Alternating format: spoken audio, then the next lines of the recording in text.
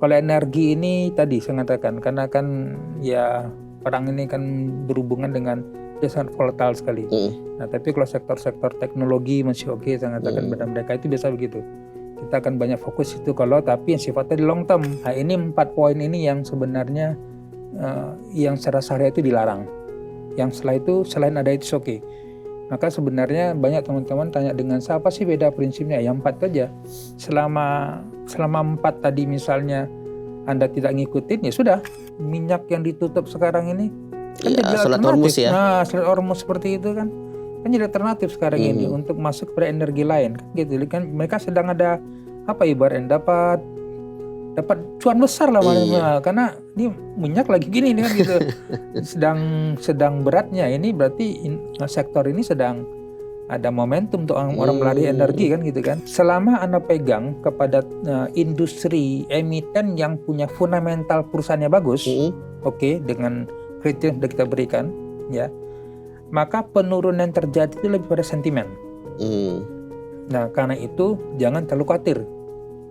Jangan terlalu karena emosi. Kalau dia berani di dalam iklan dia fix memberikan sekian persen per bulan. Wow, kita punya banyak contoh bla bla bla. Ngasih duit lagi saya katakan. Nah, sudah itu juga begitu. Selamat raya juga deh saya katakan.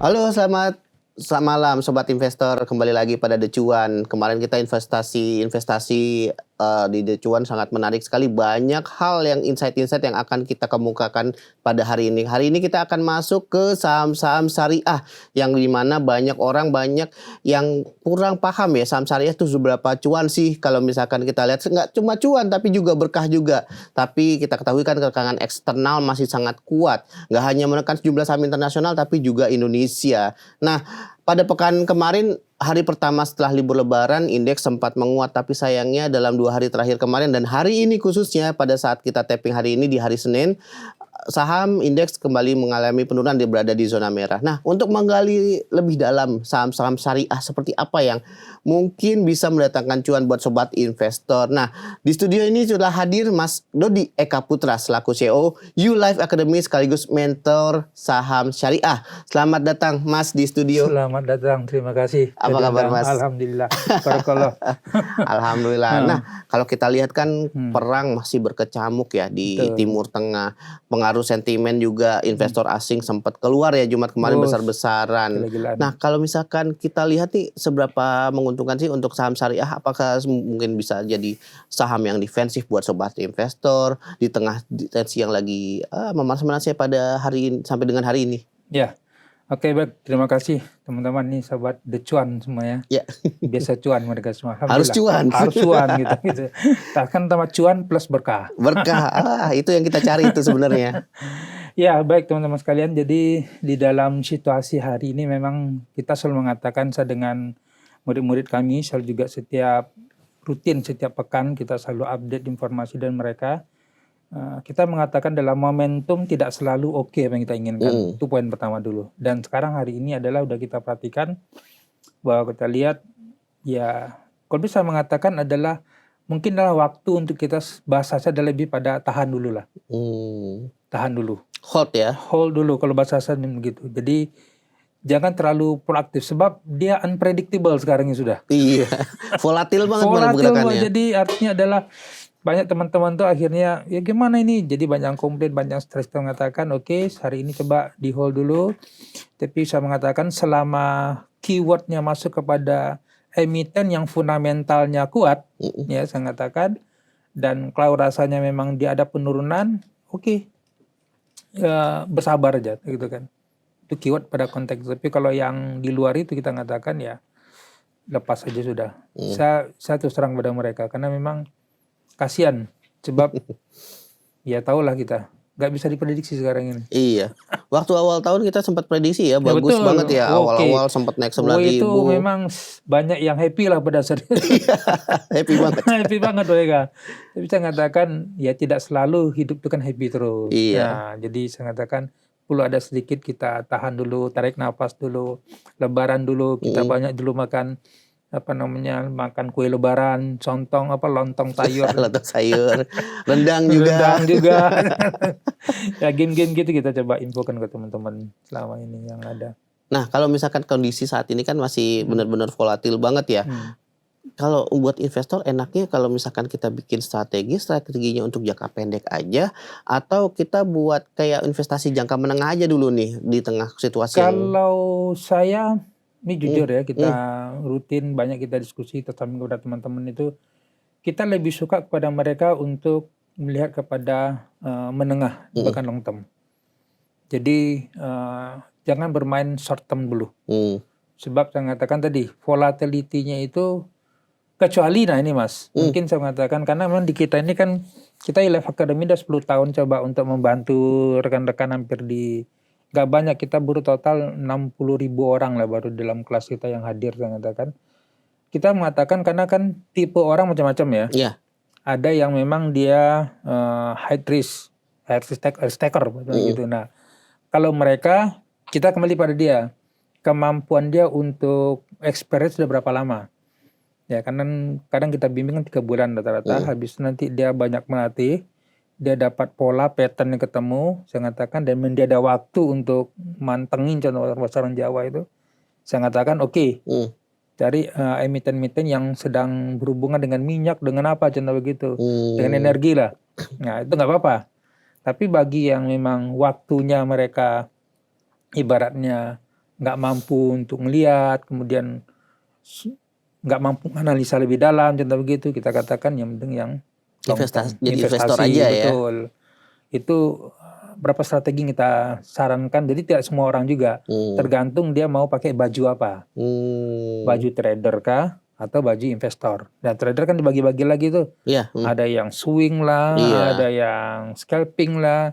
Nah kalau kadang-kadang kan mau cepat-cepat aja mereka ini dapat cuannya, tapi saya mengatakan oke, tapi coba dilihat momentumnya, karena kan harus dilihat, diamatin lah. Jadi agak berisiko ya kalau kita misalkan beli saham pagi jual sore, masih berisiko kalau saat ini ya. Kalau saat ini sebenarnya risikonya itu kalau ini saya buka pada apa yang kami lakukan ya Mas ya.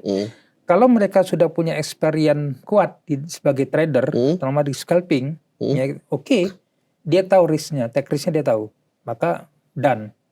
Tapi bagi teman-teman yang masih ibaratnya masih baru belajar, baru cari pengetahuan, cari info, jangan coba masuk ke situ deh. Itu bunuh diri dong saya katakan. Bunuh diri, ngeri. Itu bunuh diri itu. Ya, bisa cut loss banyak itu. Habis sudah itu saya katakan. Nah kalau misalkan kita dengan kondisi saat ini nih, kalau kita cari momentum, kira-kira momentum apa yang tepat untuk masuk ke saham syariah? Saya melihatnya adalah lebih kepada tadi memang momentum di sektor yang berhubungan dengan dengan konsumer ya. Ya, itu kemudian pangan contoh begitu. Saya melihat di situ malah. Kalau energi ini tadi saya katakan karena kan ya perang ini kan berhubungan dengan dia sangat volatile sekali. Nah, tapi kalau sektor-sektor teknologi masih oke, saya katakan pada mereka itu biasa begitu. Kita akan banyak fokus itu tapi yang sifatnya di long term. Yang long term artinya adalah yang investor tadi. Nah, itu mereka silakan masuklah di situ tuh masih oke lah, karena orang masih butuh kebutuhan sehari-hari itu masih oke. Itu biasa kita akan coba berikan ya saran lah ya, tapi kan tetap dilihat lagi masing-masing. Nah kalau misalkan kita bicara nih, kali kan kita udah masuk ke beberapa ya penjelasan kapan masuknya tepat. Nah kalau kita bicara bedanya saham syariah dengan saham reguler tuh seperti apa tuh yang membedakan? Ini yang memang yang banyak orang belum paham ya perbedaan. Jadi secara prinsip tuh saya mengatakan ada 4.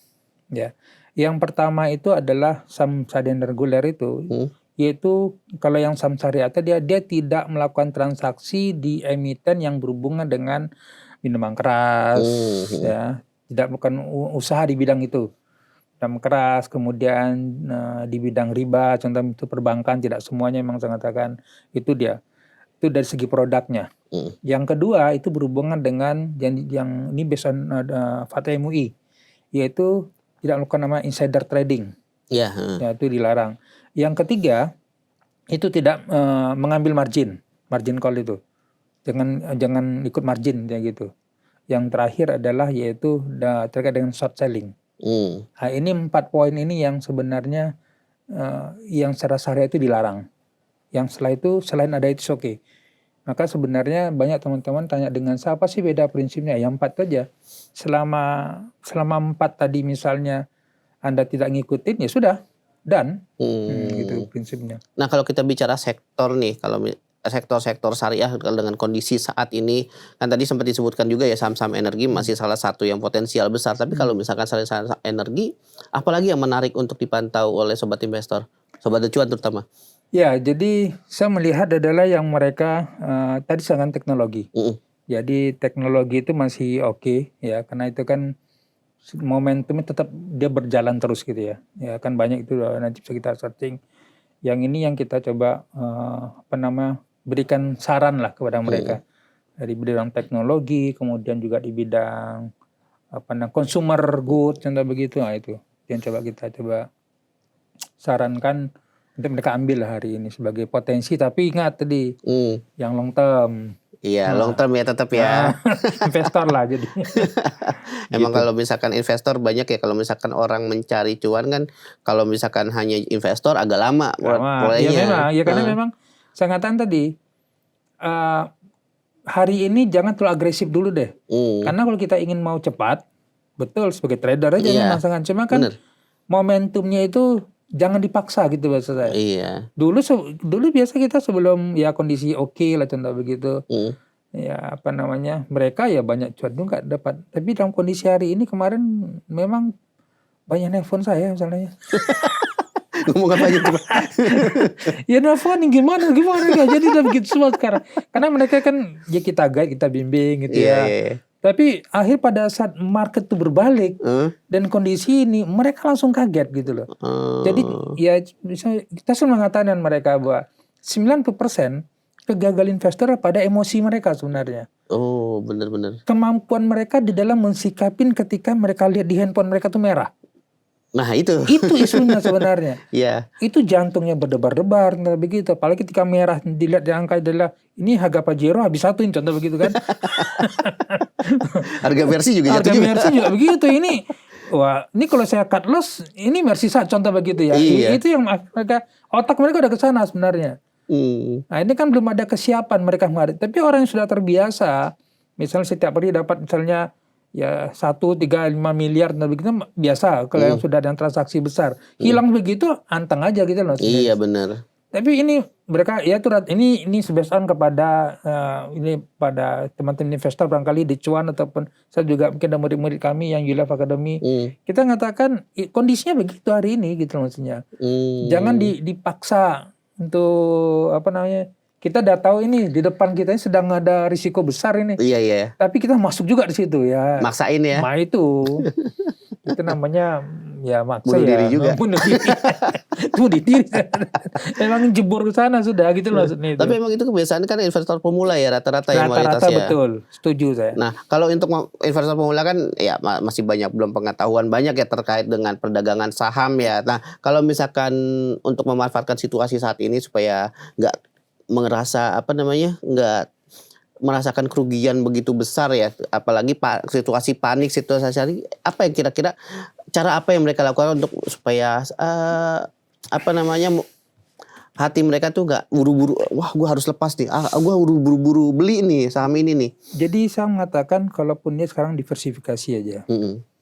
Jadi mungkin mereka lari ke emas. Nah ini momentum juga saya mengatakan. Jadi ataupun di produk-produk yang sifatnya lebih safety haven. Ya, jadi itu yang kadang kita coba sampaikan ke mereka. Jadi nggak usah semua masuk situ. Jangan semua masuk di saham, tapi masuklah di emas hari ini contoh begitu. Mulai ngumpulkan, nanti kita momentumnya ada duit lagi baru. Jadi memang harus pintar. Manajemen kita harus oke lah contoh ini. Karena bagi saya adalah ini bukan kita jadi gini. Kondisi seperti ini kita ingin aman asli kan. Investor kan kunci aman sebenarnya. Pasti. Nah, maka dalam kondisi seperti ini market sedang volatile ini ya sudah kita alihkan dana kita ke tempat yang tadi. Berarti yang obligasi syariah juga termasuk salah satu instrumen yang menarik ya. Menarik obligasi syariah contoh begitu. Memang nggak begitu besar tapi Tapi oke lah untuk safety. Kan keywordnya safety sekarang ini. Safety jangan berharap besar dong. Iya. Nah, itu contohnya. Jadi ini yang kita coba bantu mereka untuk melihatnya jangan kacamata kuda aja ini. Karena kadang-kadang kasihkan mereka. Ya, sebab sebelum ini kan dapat cuan sekian. Dan maunya harap lagi besar lagi kan gitu. Iya pasti. Nah kan ya tarik ulur lah rezeki itu sekarang ini. Kita lihat karena momentum lagi memang nggak bisa diprediksi. Tak pikir kemarin momen apa katanya sudah mau Damai. Ternyata gimmick juga. Yang satu ini tetap aja tuh udah ngomong damai apa pokok guantem aja. Antem lagi. Ini kan kita akhirnya ya sudah terima kenyataan ini dulu sampai memang benar-benar kita lihat nanti kondisinya benar-benar clear dan kita tahu siapa yang dapat untung hari ini sebenarnya kan kita udah tahu sebenarnya. Permainan mereka juga. Kalau misalkan saham syariah yang tadi kan sempat disebutkan juga ya, emas juga salah satu instrumen yang menarik ya untuk. Nah kalau saham komoditas misalnya pertambangan energi itu masih menarik nggak untuk atau masih menguntungkan nggak sih? Saya melihat dan saya kata teman-teman itu masih oke. Masih oke. Apalagi kan dengan kondisi minyak yang ditutup sekarang ini kan jadi Selat alternatif. Hormuz ya. Nah selat Hormuz seperti itu kan jadi alternatif sekarang ini untuk masuk kepada energi lain kan gitu. Kan mereka sedang ada ibaratnya dapat cuan besar lah karena ini minyak lagi gini kan gitu. sedang beratnya ini berarti sektor ini sedang ada momentum untuk orang melari energi kan gitu kan. Nah, saya mengatakan udah nggak apa-apa ini. Ini sedang ada momentum karena orang tetap setiap hari ngabisin energi masalahnya. Tapi kalau misalkan dengan situasi saat ini ada risiko nggak sih untuk saham-saham syariah dengan situasi perang yang lagi terjadi di Timur Tengah? Saya mengatakan risk tetap ada. Risk tetap ada. Tetap ada. Saya mengatakan cuma how to control your risk. Itu keyword hari ini. How to control the risk. Maka dengan teman-teman kalau mereka yang masih sebagai scalping dari atau yang trader cepat-cepat tadi, saya mengatakan adalah ya kalau Anda sudah misalnya kan saya mengatakan edukasi kita Mas kalau di Julek kan ada dua tadi, investor dan trader ya. Kalau trader tuh kalau investor saya mengatakan kita pakai pakai manhajnya Warren Buffett. Manhajnya menarik nih. Saya mengatakan apa Warren Buffett itu don't lose your money. Ada dua rule. Pertama don't lose your money, yang kedua adalah don't forget rule number one. Kan gitu ya rule-nya dia. Ibarat kayak senioritas ya. Senior kan, selalu benar nomor satu, pasal 2 jangan lupa lihat kata. Itu rule dari investor. Artinya sebagai investor jangan rugi gitu loh maksudnya itu. Kalau trader saya mengatakan ya pakai rule-nya adalah trader saya mengatakan adalah how much money you ready to lose. Karena bagaimanapun juga harus cut loss, contoh begitu. Nah, saya mengatakan dengan teman-teman adalah maksimal lah, jangan lebih lah dari 5-8%. Kalau udah lebih dari itu saya cut loss. Ada disiplin dengan itu.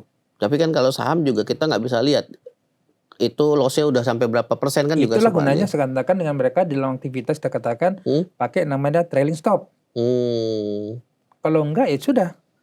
Kan soal aplikasi ada tuh trailing stop. Jangan dipaksakan gitu maksudnya itu. Kadang-kadang nanggung ya. Itu emosi lagi nanti. Emosi, aduh. Kan itu aduh aja. Besok kali naik lagi nih ya, turun lagi. Akhirnya banyak orang, itu yang saya katakan, banyak orang kenapa rugi sebenarnya kalau kita disiplin ya. Kata kuncinya kalau kita disiplin dengan rule kita. Kan trade what you kunci utama disiplin. Disiplin tadi. Kita udah rencanakan kita masuk di harga berapa, kemudian kita akan keluar di harga berapa, ini bagian trader khususnya ya. Makanya itu udah disiplin aja dengan itu.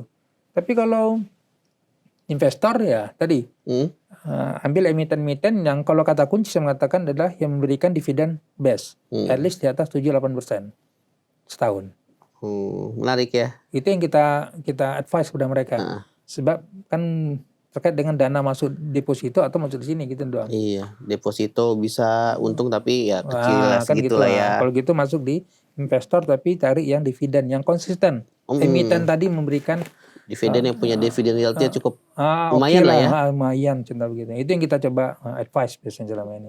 Nah, kalau misalkan situasi kan lagi gini nih untuk membaca pergerakan saham terutama untuk saham syariah sendiri dari segi fundamental, apa kita bisa lihat dari segi fundamentalnya atau hanya dari sentimen perang saat ini aja? Saya melihat kepada teman-teman, terutama adalah kalau mindset yang saya bangun kepada teman-teman ini jujur saya katakan bahwa selama Anda pegang kepada industri emiten yang punya fundamental perusahaannya bagus, oke, dengan kriteria yang sudah kita berikan, ya, maka penurunan yang terjadi itu lebih pada sentimen. Nah, karena itu jangan terlalu khawatir, jangan terlalu karena emosi. Bahkan kita mengatakan kita make sure memang perusahaan ini aslinya memang operasionalnya, margin growth segala macam masih oke, fundamentalnya mereka lah oke. Kalaupun dia penurun, saya mengatakan bahkan saya mengatakan tambah lagi sudah. Coba targetnya dividen tadi. Target utama ya. Itu dia. Ya banyak yang menyarankan tuh kalau misalkan kita masuk ya cari dulu fundamentalnya dengan situasi seperti ini. Betul. Kata kunci di situ ke hari ini. Sebab dia tadi volatilnya sangat berat. Tapi kalau emiten yang sudah kita masuk tadi udah kadung memang dividen nggak ada, kemudian fundamental perusahaan juga amburadul, kita hanya ngelihat dengan pergerakan angka doang begitu. Saya katakan selamat dari raya, mendingan dah keluar deh kayak gitu kan. Buru-buru ya. Buru-buru aja sudah daripada habis ya semuanya akhirnya rule manhaj tadi tidak terpakai. Ini Mas Dodi juga udah selama 10 tahun ya, 10 tahun bergerak di saham syariah nih, udah jadi mentor. Nah kalau misalkan sebelum jadi mentor boleh nggak cerita dulu nih perjalanannya sebelum akhirnya fokus di saham syariah nih. Ini nih. Iya, saya background saya sebenarnya dari lulusan teknik sipil ITS. Teknik sipil. Nah ITS di tahun 2000. Dan itu memang bawa perjalanan bisnis yang sangat panjang ya saya katakan. Nah, gaji cuma 500.000 contoh begitu. Dan saya datang dari Sumatera, kemudian saya datang kuliah ke Surabaya. Nah, dalam perjalanan tadi kurang lebih saya mengalami tribulasi itu 15 tahun. Jadi jatuh bangun, rugi karena investasi bodong, contoh begitu.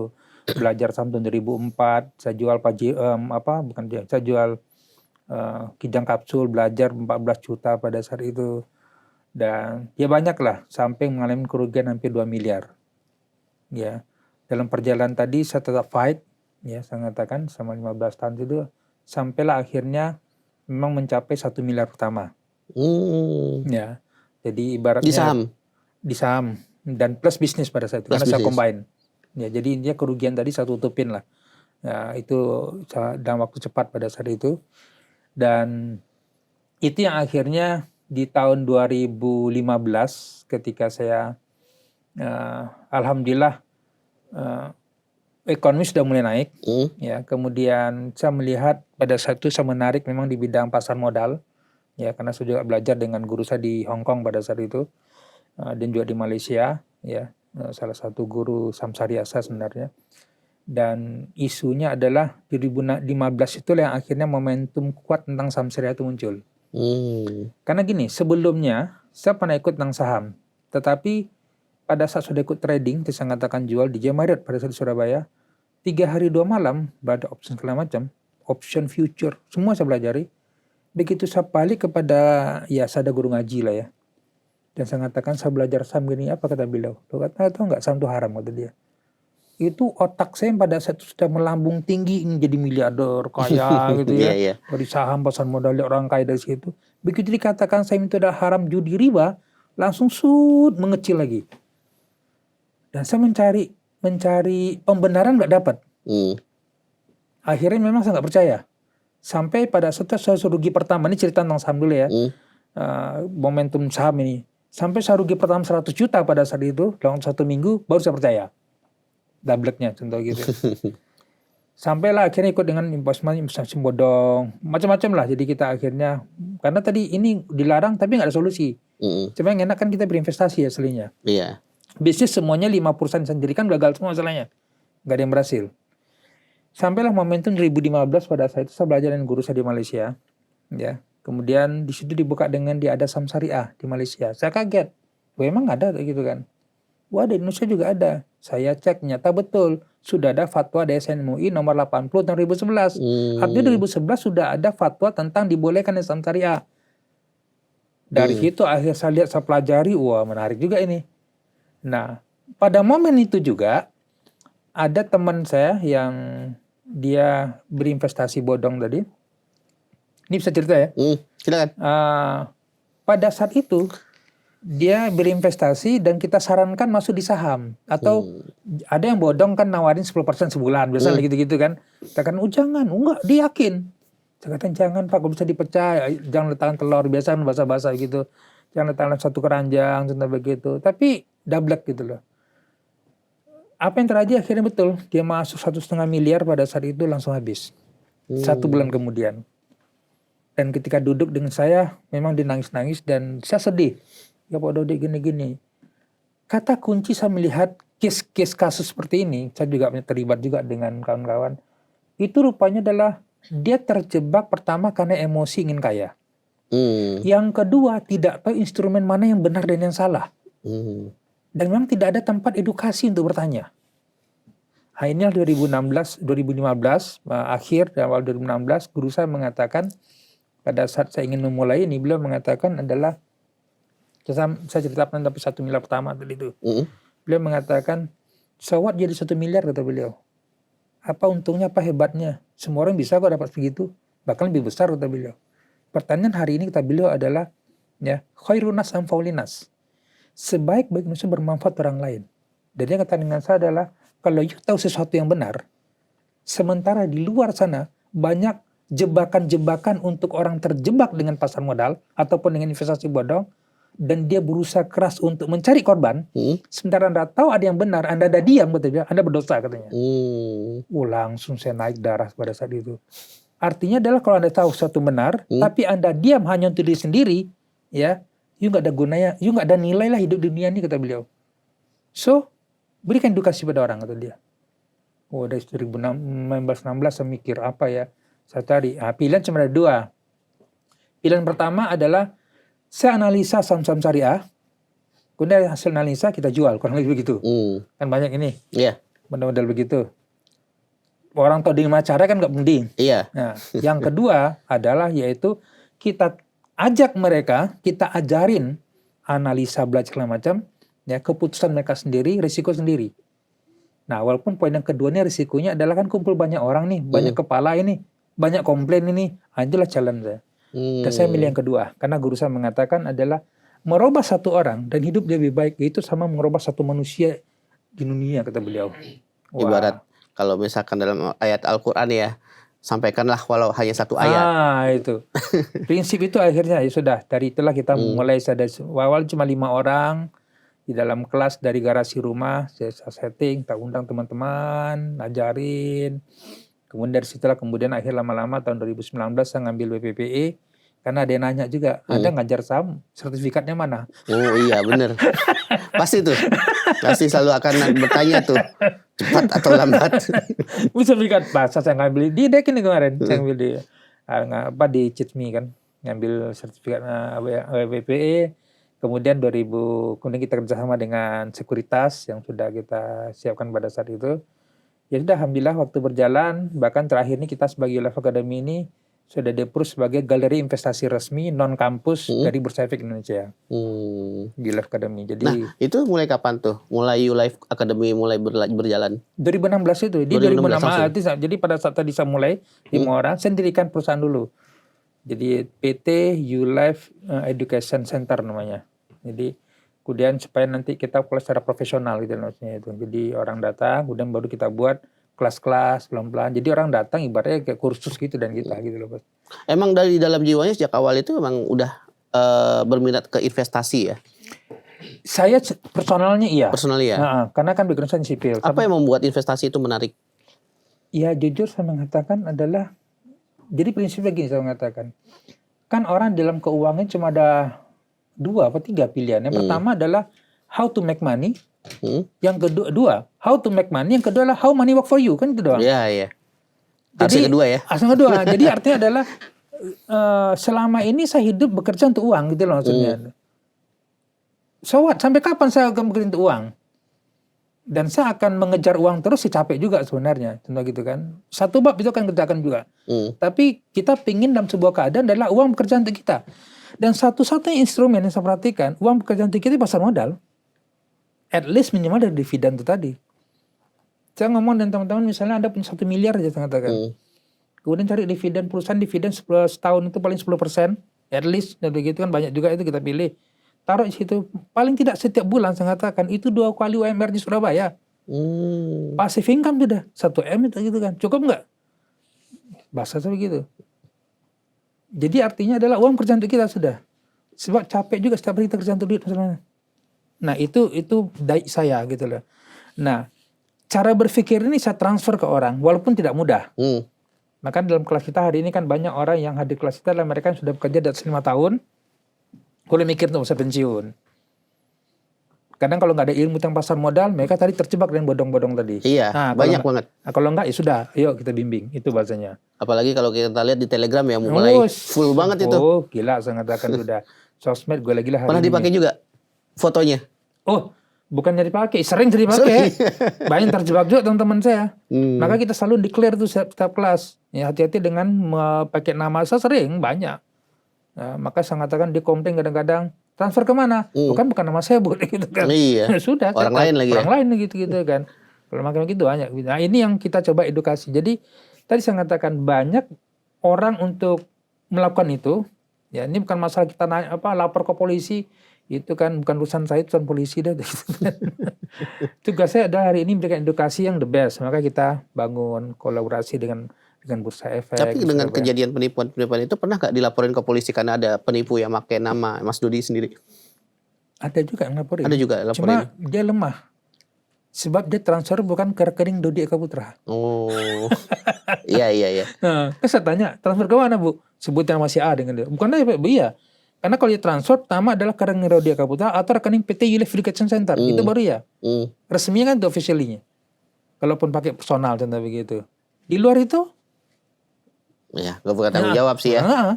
Itu aja keywordnya. Saya katakan, ada yang laporin, telepon Pak gini-gini. Monggo. Saya siap kok. Berarti udah masuk di investasi itu udah 15 tahun ya? Udah sekitar 15 tahun. Experience saya kurang lebih total 25 tahun aslinya sudah. 4 tahun. Jadi tepatnya 2004 saya mulai. 2004 tuh udah lama ya? 2004. Dari indeks, forex, option, future. Semua dicoba? Semua dicoba. Bahkan jadi kalong bahasanya, main option itu kan jadi kalong saya dulu. Dan 1 miliar pertama itu di tahun? Di tahun 2012. Jadi berapa tahun kemudian sudah? Baru masuk. Baru jadi dapat mentor. Ibaratnya dapat momentumnya di situ ya. Jadi nggak langsung loh ya. Ini kan banyak trial juga ini. Iya. Hancur bangun segala macam. Nah 2012, 13 oke. Nah 2015 saya mikir apa nih, mau usaha apa lagi kan contoh gitu. Nah setelah masuk ke saham, kira-kira hal apa sih yang sebenarnya bikin Mas Dodi ini merasa menantang banget nih? Kata kunci saya mengatakan tadi gini. Jadi yang saya perhatikan sekarang ini sebenarnya bukan tentang saya lagi. Tapi kita melihat adalah bagaimana potensi yang sangat besar di pasar modal Indonesia.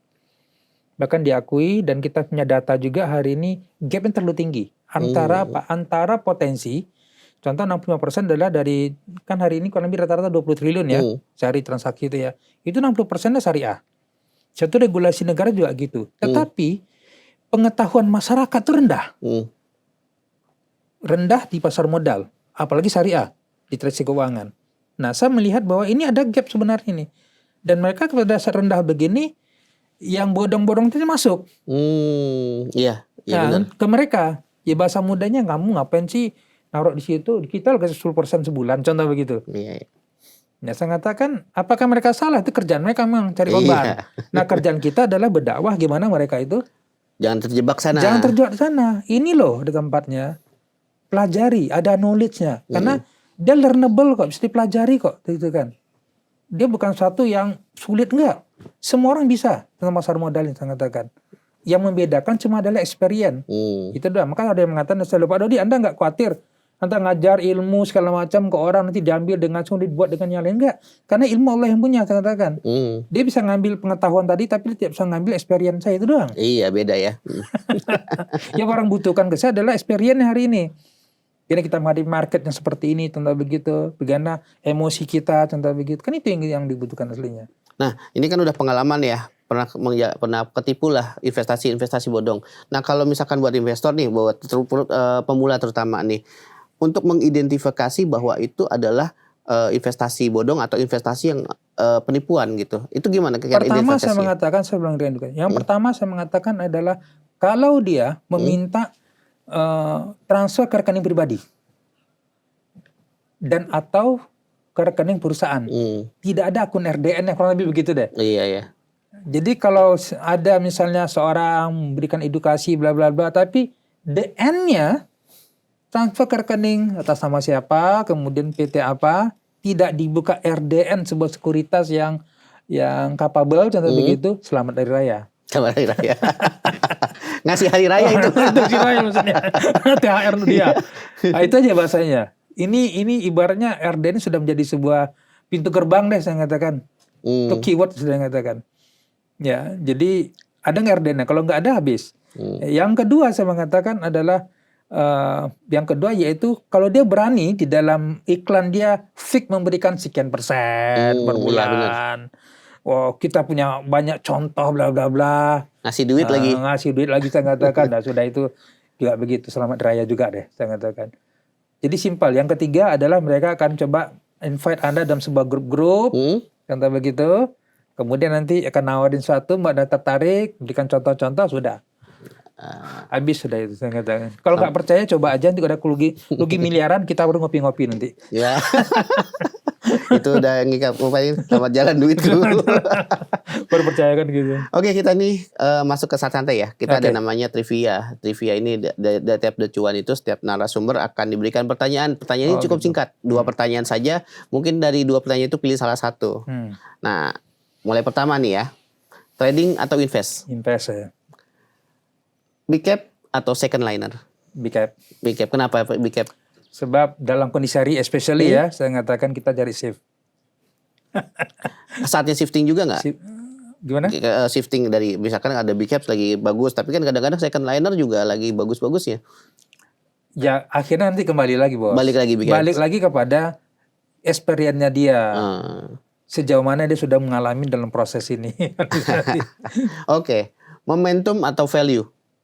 Value. Ya. Value. Saham blue chip atau konglomerasi? Dalam konteks ini saya lebih milih ini hari ini ya blue chip. Blue chip ya. Nah, masih lebih baik ya kalau untuk masih oke kita lihat. Masih oke. Masih oke. Yang terakhir, fundamental atau technical? Fundamental. Itu tadi beberapa jawaban menarik nih. Karena emang situasi ya. Jadi kita harus memilih yang pasti. Hari ini itu masalahnya. Saya juga nggak wow. Worry juga. Betul. Oke, Mas, sebelum kita menutup kan ada nih biasa kita meminta dari narasumber untuk memberikan kata-kata yang menginspirasi atau mungkin quote of the day untuk sobat investor supaya mereka jadi investor yang mungkin pemula atau investor muda yang tangguh di pasar modal. Silakan Mas. Oke, jadi bagi teman-teman sekalian yang ingin masuk di pasar modal, kata kunci saya mengatakan pertama, dunia pasar modal adalah ruang sangat besar hari ini. Bagaimana dia akan bekerja, uang bekerja untuk Anda. Tapi dengan persyaratan bahwa pastikan saya mengatakan ada knowledge di situ. Yang kedua, punya mentor yang confirm membimbing. Ya. Dan yang ketiga, saya mengatakan adalah berikan ruang pada diri Anda untuk masuk ilmu tentang pasar modal ini. Especially bagi mereka yang pemula, yang nol putul, yang belum tahu. Dan hari ini ada dunia pasar modal saham syariah. Yang sudah sejak 2011 yang lalu. Artinya sudah hampir 15 tahun lebih. Negara sudah memfasilitasi itu. Dan alhamdulillah saya mengatakan ini memberikan ruang kepada kita untuk menjadikan investor-investor ya, untuk mengangkat derajat negara kita sendiri insya Allah. Nah, itu informasi atau quotes yang sangat menarik sekali ya. Mudah-mudahan buat sobat investor tuh bisa menjadi insight ya dalam menjalankan investasinya di dunia pasar modal nih khususnya. Oke, yang terakhir mungkin bisa disampaikan harapan untuk pasar modal Indonesia terutama untuk saham-saham syariah di Indonesia. Ya, harapan saya cuma satu aja kepada para regulator terutama saya mengatakan yaitu pertama adalah coba memberikan informasi yang valid lah kepada masyarakat investor ini ya. Sebab mereka ini minim informasi. Nah, karena itu please give something, sebuah informasi yang memang ibaratnya adalah dikatakan ngeles juga enggak ya. Tetapi harapan kita adalah supaya masyarakat kita ini kita tumbuh bareng lah macam gitu. Anda sebagai pasar modal juga bisa tumbuh, masyarakat juga tumbuh, akhir kita juga happy semua. Let's get rich together, itu kata kunci hari ini adalah. Let's get rich together. Wah, itu sebagai penutup kita Sobat Investor. Baik, terima kasih buat Sobat Investor udah menyaksikan The Cuan sampai dengan episode ke-10. Mudah-mudahan segala informasi yang disampaikan sejak awal episode sampai sekarang bisa menjadi rujukan buat Sobat Investor untuk menjadi lebih baik, untuk mendapatkan cuan yang mungkin ya sesuai dengan tujuan dari atau goal dari masing-masing dari Sobat Investor. Mungkin untuk The Cuan berikutnya mungkin kita akan mendatangkan lagi nih beberapa narasumber yang mungkin menarik atau mungkin yang bisa memberikan insight buat Sobat Investor untuk berinvestasi saham khususnya ya, baik saham reguler atau saham syariah di berikut-berikut ya. Terima kasih, sampai jumpa kembali dari The Cuan berikutnya. Thank you.